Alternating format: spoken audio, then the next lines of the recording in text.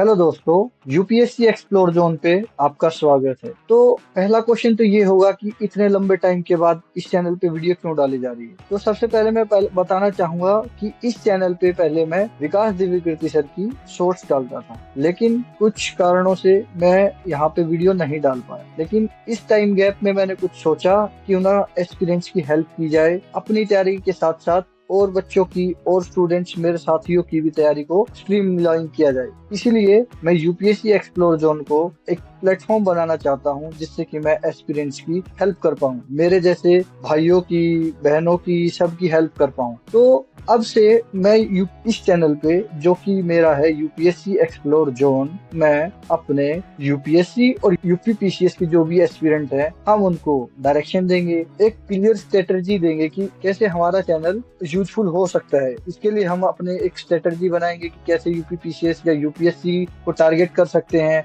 Real analysis करेंगे। Analysis में क्या होगा कि पीवाईक्यू कैसे ट्रेंड में आ रहे हैं, कैसे अपनी प्रिपरेशन को बेटर से बेटर किया जा सकता है। प्रिपरेशन बेटर में एक दो तीन चीजें होती हैं। एक तो अच्छे नोट्स होते हैं, अच्छे नोट्स के अलावा एक चीज होती है मल्टीपल रिवीजन। मल्टीपल रिवीजन होगी तो हमारा एग्जाम में क्वेश्चन डायरेक्ट हिट करेगा। और बहुत से बच्चे मेरे जैसे ऐसे हैं कि जो ठीक से कंसिस्टेंसी मेंटेन नहीं कर पाते। उन सब की प्रॉब्लम्स को सोल्व करने के लिए और एक अच्छी गाइडलाइन देने के लिए हमने यह चैनल स्टार्ट किया है। तो इस चैनल पे हमारा पर्पज यही रहेगा कि हम ज्यादा से ज्यादा कैसे एस्पिरेंट्स की हेल्प कर सकते हैं। ज्यादातर एस्पिरेंट हैं वो कहाँ प्रॉब्लम फेस करते हैं। जितना मैंने देखा है कि एक तो उनके पास एक क्लियर स्ट्रेटजी नहीं होती, वो राह चलते किसी भी सीनियर एस्पिरेंट को अपना गुरु मान लेते हैं। ये मेरे हिसाब से सबसे गलत है। तो हम अपने चैनल पे ये डिस्कस करेंगे कि क्या स्ट्रेटजी एग्जाम को लेकर रहनी चाहिए, हमें किस तरीके से एक एग्जाम को अप्रोच करना चाहिए, 4 महीने पहले क्या स्ट्रेटजी होनी चाहिए, 1 महीने पहले स्ट्रेटजी क्या होनी चाहिए, जिससे कि हम अपनी मल्टीपल रिवीजन को इंश्योर कर सकते हैं। दूसरी प्रॉब्लम होती है कि कोई सब्जेक्ट स्टार्ट तो कर लिया, अब कंप्लीट नहीं हुआ। पॉलिटी उठाई, पॉलिटी के 10 पेज पढ़े, 2 दिन के बाद कंसिस्टेंसी ब्रेक और फिर सब्जेक्ट को बाय बाय टाटा। 10 दिन के बाद मोटिवेशन आया, फिर क्या करते हैं कि फिर से एक नया सब्जेक्ट उठाते हैं। इस बार ज्योग्राफी उठाते हैं, ज्योग्राफी का 2 दिन पढ़ा, फिर कुछ काम हो गया। ऐसे ही करके हमारे इनकम्प्लीट सब्जेक्ट्स भी हमें अपनी प्रिपरेशन में बहुत बड़ी दिक्कत क्रिएट करते हैं। ऐसे फुलफिलनेस आती ही नहीं है कि हमने कुछ पढ़ा है, ऐसा ही लगता है कि हमने कुछ नहीं पढ़ा है। इसलिए कोई भी सब्जेक्ट के टेस्ट लगाते ही एक सेक्शन में ही पता चल जाता है कि we are not well prepared. तो हम ये इंश्योर करेंगे कि कंप्लीट सब्जेक्ट के साथ कैसे रिवीजन करें। और जैसा कि मैंने पहले अभी बताया कि हम मल्टीपल रिसोर्स, ये एक बड़ी प्रॉब्लम क्या है कि मल्टीपल रिसोर्स रखने से हमारी रिवीजन ऑटोमेटिक कम हो जाती है। हमें याद रखना चाहिए कि इस एग्जाम का पर्पज ये है कि ज्यादा पढ़ना और उसको अच्छे से इम्प्लीमेंट करना। ये तभी होगा तब आपके पास एक फिक्स नोट्स होंगे। केवल एक सोर्स को पढ़ोगे बार बार तभी तो अच्छे से क्वेश्चंस को हिट कर पाएंगे। सेकेंडली, हर 2 दिन बाद मोटिवेशन की जरूरत होती है। मुझे लगता है कि इस प्रिपरेशन में जो हमारा इंटरनल फैक्टर है ना, इंटरनल फैक्टर का बहुत बड़ा रोल है कि हमें ये एग्जाम करना ही क्यों है, क्यों हम लगे हुए हैं। एक तो ये है कि हमारा बाहर का कोई प्रेशर है जिससे कि मुझे ये करना पड़ रहा है। इसीलिए मैं बोलता हूँ कि हमें हमारा वाय पता होना चाहिए।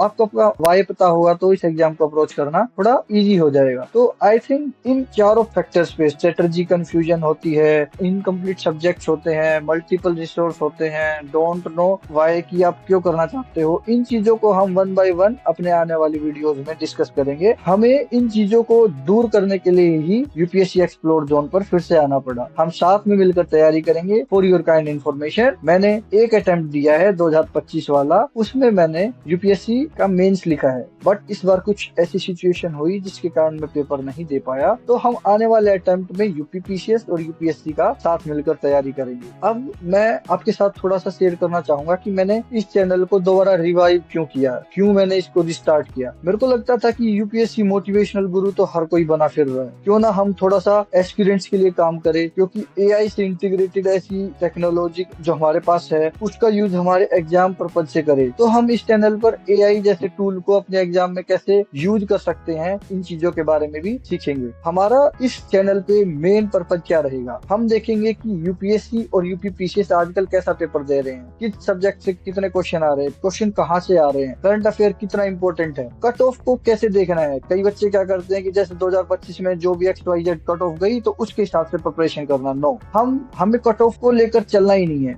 हमें कट ऑफ को इस तरीके से देखना है कि हम कितने क्वेश्चन अटेम्प्ट करें और उसमें मिनिमम से मिनिमम कितने रॉन्ग हो, तब हमारा जाके अच्छे नंबरों से कट ऑफ से एटलीस्ट 10 मार्क्स 15 मार्क्स ऊपर लेके आ सके, तभी कोई फायदा होगा। अदरवाइज आप बाउंड्री लाइन पर, कट ऑफ की बाउंड्री लाइन पर झूलते रहेंगे और 15-20 दिन यही वेस्ट करोगे कि मेरा इस बार प्री होगा या नहीं होगा, होगा या नहीं होगा। और यही 90 डेज, हार्डली 90 डेज हमारे पास होते हैं जिसके लिए हमें मेंस के लिए प्रिपरेशन करनी होती है। तो ये जो कट ऑफ वाला है सिस्टम, उसको थोड़ा सा देख के चलना पड़ेगा कि कैसे हमें अपनी प्रिपरेशन को बेटर करें, कि हमें वन साइडेड लगे कि हाँ इस बार मैं मेंस दे रहा हूँ। और अल्टीमेटली वही घूम फिर के वही बात आ जाती है कि एक स्ट्रेटेजी, देखो हर कोई स्ट्रेटेजी अपने आप बना लेता है लेकिन उसको एग्जीक्यूट बहुत कम कर पाते हैं। तो हम अपना एक शेड्यूल बनाएंगे, स्ट्रेटेजी बनाएंगे कि हमारा पेपर से पहले जैसे 1 डे रिवीजन कैसे इंश्योर करे कि पेपर से एक दिन पहले मैं पूरे सब्जेक्ट को एक दिन में कवर कर रहा हूँ, उससे पहले मैं हर सब्जेक्ट को 2 दिन में कवर कर रहा हूँ, उससे पहले मैं हर सब्जेक्ट को 3 दिन में कर रहा हूँ। इससे में जो टाइम बचेगा फिर हर एक सब्जेक्ट को डिटेलिंग में पढ़ेंगे। लेकिन इन 3 रिवीजन को इंश्योर करने के बाद आप ये मान सकते हो कि आपका स्कोर अच्छा हो सकता है और पेपर क्लियर होने के चांसेस पूरे हैं। हमें देखना होगा कि पेपर में पैटर्न क्या पूछा गया है, उसी के अकॉर्डिंग सब्जेक्ट वाइज हम टाइम अलॉट करेंगे। ये पेपर केवल पढ़ने का नहीं, पढ़ने का होता तो पता नहीं कितने रेक्टिफिकेशन वाले लोग हैं कर गए होते। हमें अपने कंटेंट पे काम करना है, content in the sense notes पे काम करना है, एग्जाम पैटर्न पे काम करना है, नोट्स को रिवाइज कैसे करना है, पेपर से पहले क्या स्ट्रेटजी होगी। इन सब चीजों की हेल्प करने के लिए हमारा यूपीएससी एक्सप्लोर जोन फिर से रिवाइव हो गया है। वीडियो के आखिरी में यही बोलूंगा कि ये चैनल आपके लिए है। इसमें मैटर नहीं करता आपका कौन सा अटेम्प्ट है, आपका फर्स्ट अटेम्प्ट है, आपका लास्ट अटेम्प्ट है, आपका थर्ड अटेम्प्ट है, XYZ। अब यूपीएससी एक्सप्लोर जोन आपके लिए हर स्टेज पे तैयार है। प्रिपरेशन के लिए एक क्लियरिटी के साथ हम अपनी तैयारी को रखेंगे। लेकिन इसके लिए आप सबसे मेरी रिक्वेस्ट है कि चैनल को सब्सक्राइब करें ताकि हम जल्दी से जल्दी अपने वीडियोस को आपको शेयर कर पाएं। और कमेंट में मुझे बताना कि पहले मुझे यूपीएससी के लिए वीडियोस बनानी चाहिए या यूपीपीसीएस के लिए वीडियोस बनानी चाहिए। दोस्तों आपका सपोर्ट से ही चीजें पॉसिबल हो पाएंगी। थैंक यू, अगली वीडियो में मिलते हैं। Let's meet in the next video.